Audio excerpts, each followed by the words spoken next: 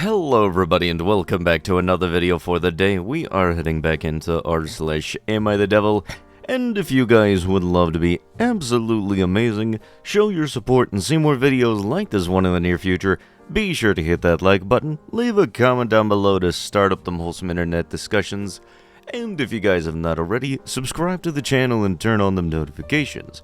Also, if you guys would like to save 10% on your next order of gamer subs, use code Tommy at checkout, or click the link down below. It'll automatically apply the discount to your transaction, and it helps support the channel. Thank you. Am I the a-hole for being the family snitch?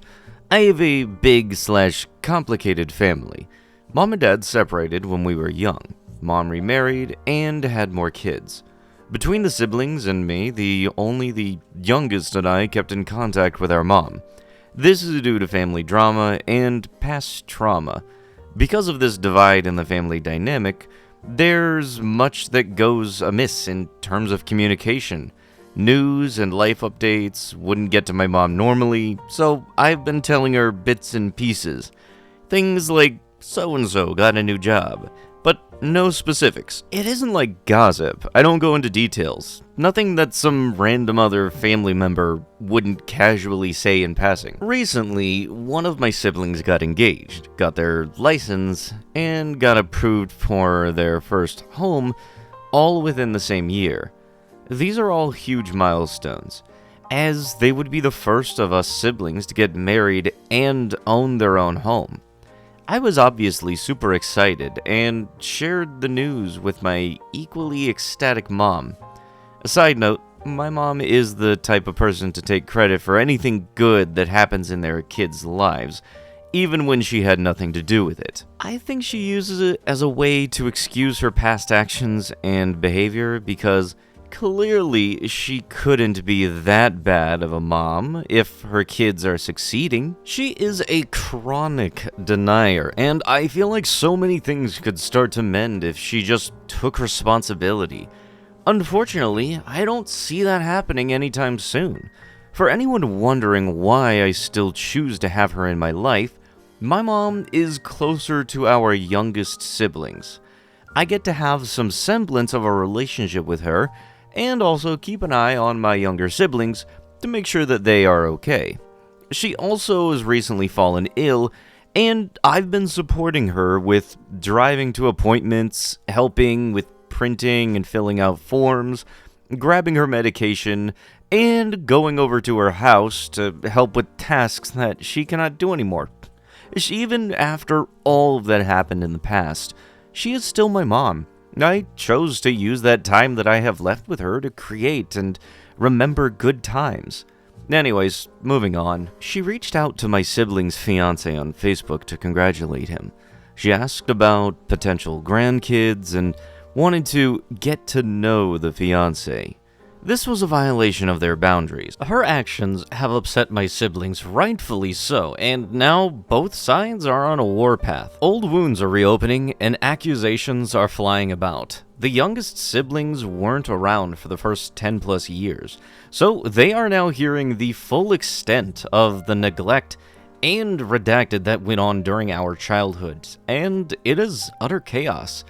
I never meant for any of this to happen, but I also don't think what I did was wrong. The news would have eventually reached her in some way, and by telling her, she is less likely to get upset and lash out because she is always the last to know. I'm currently working up the courage to confess to the second sibling, the other no/low contact, so I can come up with the best way to talk to the engaged siblings about this. Am I the a-hole?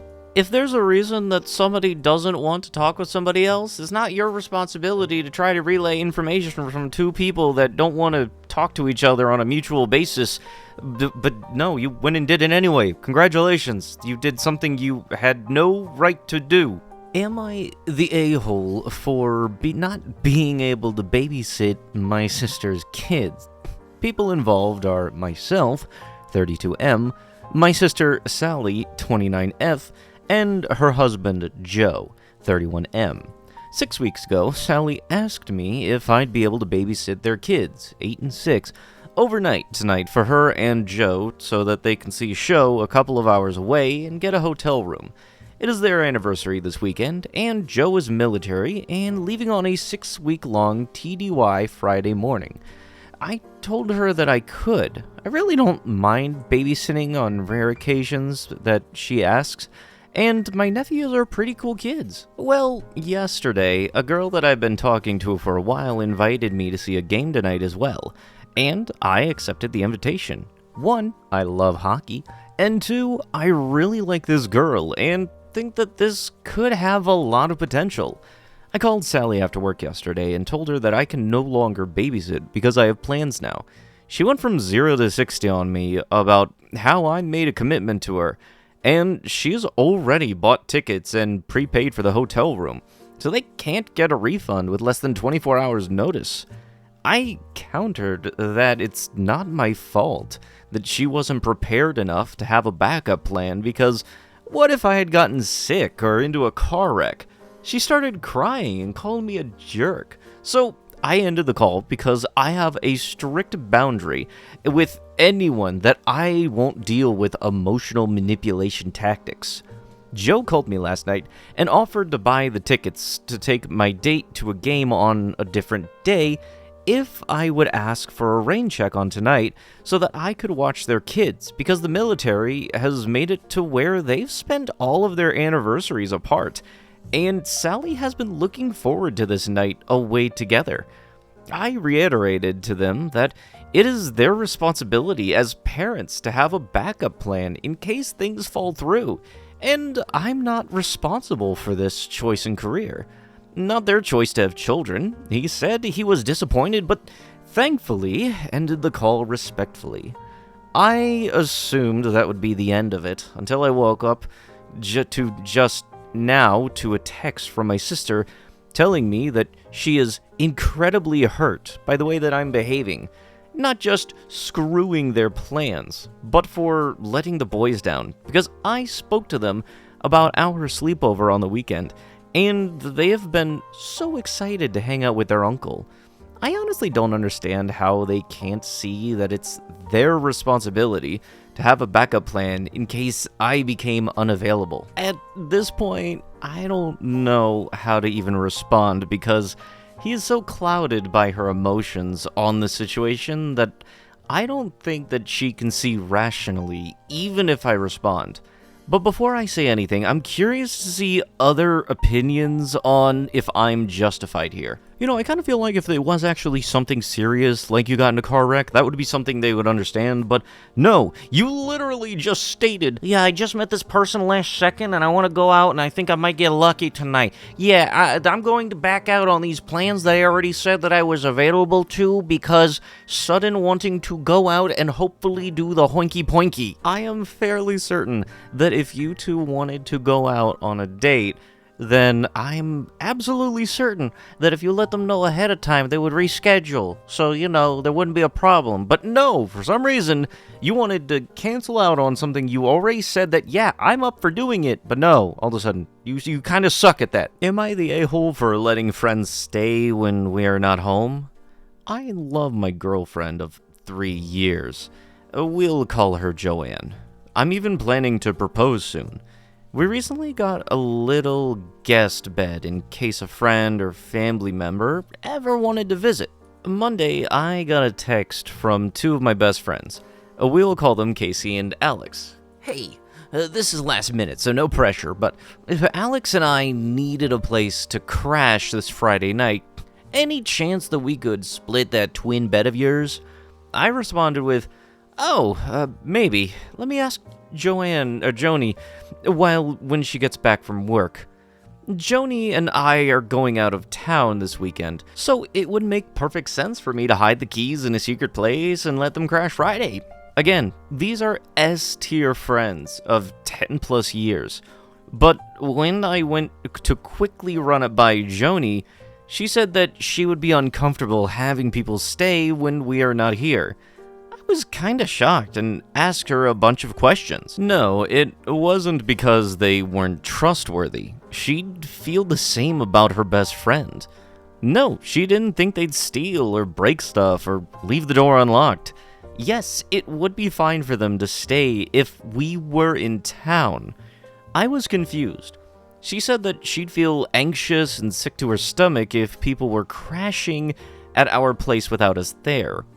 She said that it would be different if they were signed subletters, or even if they had offered to pay us to stay.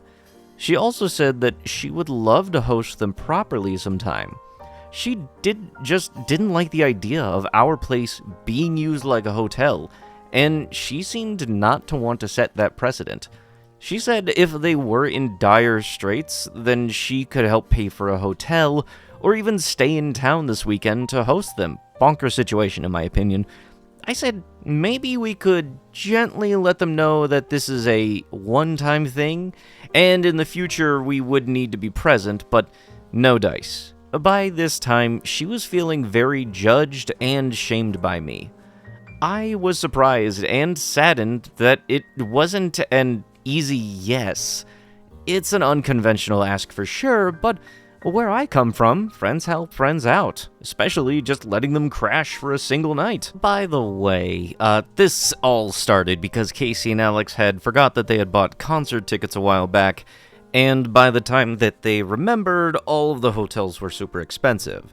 It's not a true emergency, but I've been in similar situations and would like to save them $200+. I was embarrassed to tell them no, especially when I've crashed with them on a fairly short notice before. Though, to be fair, they were physically present while I was there. They texted Casey, "Okay, so I buried the lead. We're out of town this weekend, and Joni kinda feels weird about having people crash when neither of us are around. We went around and around about it because I felt bad, and I promise it's not specifically about you. It's just a boundary of hers. Sorry about that. Would have loved to have seen y'all." Luckily, Casey was understanding and responded with, "Oh, gotcha. No worries. I know it's a long shot. So, am I unreasonable here? Is Joni?" Edit. Incredibly interesting responses here. They definitely led me to apologize to Joni for making her feel shamed, and telling her that apparently her boundary is very common, and that I hadn't realized it. We made up pretty quickly. I see now that Joni's feelings about people being in her home is apparently something a lot of people feel, and they don't need a good reason for it. I still don't understand why when I asked Joni, what if they offered to pay us $50? She said, and I'm now quoting directly, "I'd feel a little better about it." But I may have slightly mischaracterized her feelings about that in the post. And I decided not to point out to her that apparently hypocrisy in that statement because I was trying to de-escalate. Joni also has a fear of flying, which she knows is unreasonable, but I had to discuss and understand it in order to better support her and make travel days easier. I have to say though, as long as so many of y'all think that I'm the a-hole anyways, I'm 41 and this is my third cohabitating relationship. I wonder how many of the loudest commenters have that kind of relationship and life experience. While some forms of consent are absolutely a simple yes/no, there are times when you need to be able to understand why your partners feel that way, especially when it's setting the precedent for how your home is going to operate. If I understand where my partner is coming from, I might have a chance to actually get behind it in my heart and not just blindly back her up with my actions. But even after all of the discussions she and I had, and me acting in consideration of her boundary, I still didn't actually understand the boundary, which is why I came here. The idea that I would broach what is a very important topic for me, and then hear no and immediately drop the subject, that's a terrible way to communicate. It sounds like what somebody would expect from a 50s housewife. If those of you recommending that are older than 35, please let me know, because it sounds very idealistic and misguided. As for throwing her under the bus, Joni knows what I said to Casey and doesn't feel thrown under the bus because if her boundary is reasonable, then it's reasonable to report it. And she finds it to be reasonable. A lot of you seem to value presenting a united front with your partner, but I also value being honest with my friends. Of course, backing your partner up in public or to strangers is important, but lying to friends when your partner hasn't asked you to makes you feel less close to them. I'm gonna marry Joni, but they've got 7 years on her, and I'm not gonna put them in the dark about things. If she had asked me to phrase it a certain way, I might have, but by the time it was clear that I was cool with them staying and she wasn't. And sometimes that's just life. At the beginning of all of this, I really did expect, naively, for her to say, "Oh, well, sure, yeah, that's fine. Should we leave them a key?" I thought that she was like me in this way. I will admit I am a people pleaser, and I can be overly anxious without disappointing people. That's something for me to work on, but what they very few of y'all seem to realize is this was a conversation about how we are going to operate our household as a lifelong couple that merits a discussion even if it gets a little messy. I looked it up in 2025, and the average age of a Redditor is 23. It shows. Yes, because definitely having your age number be in there is definitely something that makes you more right than what the majority of the public happens to be telling you. If we're going to be putting your age into factor here, think about it, dude. You said it yourself. You're 41, asking if something you did and, going against your wife's boundaries was a good idea. But with that is going to have to be it with the video. If you guys would love to be absolutely amazing, show your support and see more videos like this one in the near future, be sure to hit that like button, leave a comment down below to start up them wholesome internet discussions, and if you guys have not already, subscribe to the channel and turn on them notifications. And I'll be sure to see you guys in the next one. Thank you so much for watching, and bye-bye!